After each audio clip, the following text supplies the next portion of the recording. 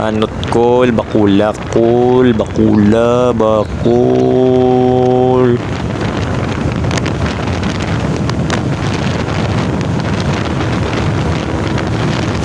Hello mga insan kapatid at mga viewers natin sa Facebook page at sa profile page, ay welcome back po. At matagal-tagal rin tayong hindi nakapag-upload ng ating mga video nang dahil ay wala tayong time. At ngayon ay nakapag-time tayo, ay ang content for today is itatop speed natin yung ating MC kung ilan lang yung kanyang tinatakbo ngayon. Before, yung top speed nito all stock is maabot lang mang ng 128-29 yung kanyang top speed. Ewan ko lang ngayon kung aabot pa ba, kasi tumatanda na rin yung ating unit at 5 taon na rin sa atin itong unit na ito, all stock pa rin. At itetesting po natin to sa maluwag-luwag na daan mamaya. Merong long stretch na highway doon. At ngayon ay shoutout ko muna yung aking mga followers dito sa aking Facebook page. Maraming salamat po sa inyo po suporta. At hindi ko na may mention kasi sobrang dami nyo. Comment down below na lang po.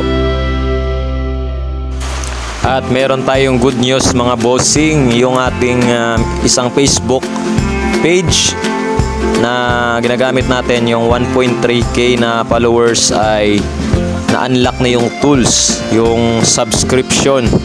Baka ikaw ay makapunta doon, follow na lang po ng aking Facebook page na ginawa. At maraming salamat po sa iyong pagsuporta. Kaya guys, nagulat nga ako kasi pag subscription ang pag-uusapan, kung ewan ko lang kung tama ako, dapat naka 10,000 followers ka na. Bakit 1.3k pa lang ako ay meron na akong subscription, unlock siya. Si Facebook mismo ang nagbigay. At nagpapasalamat ako sa Facebook team na walang sawang naniniwala sa akin at sa aking mga followers sa Facebook profile at Facebook page. Nagulat nga ako guys, sobrang saya ako kahapon kasi nakita ko yung yung notification na unlock daw yung subscription. Ayaw ko pang maniwala nung una kasi alam nyo, wala pa naman akong 10k followers, 1.3 pa lang binigay na sa akin. At mga kaibigan, kapatid din, sana ay malapit na tayo doon sa mismong stretch area na mahaba-haba yung straight. Pagtetesting natin ng top speed ay feeling ko short yung pagtatakbuhan ko kasi yung motor ko ay nasa dulo yung puwersa, wala sa yung starting point. Mahina siya sa starting point, malakas na sa dulo.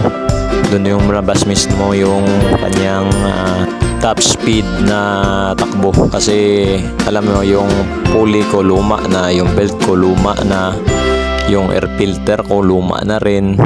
Tsaka hindi pa ako napaglinis ng throttle body, malamang ay bababa yung mismong performance ng takbo nito. Kaya guys, mas mabuti maintain natin yung PMS. Ayun guys,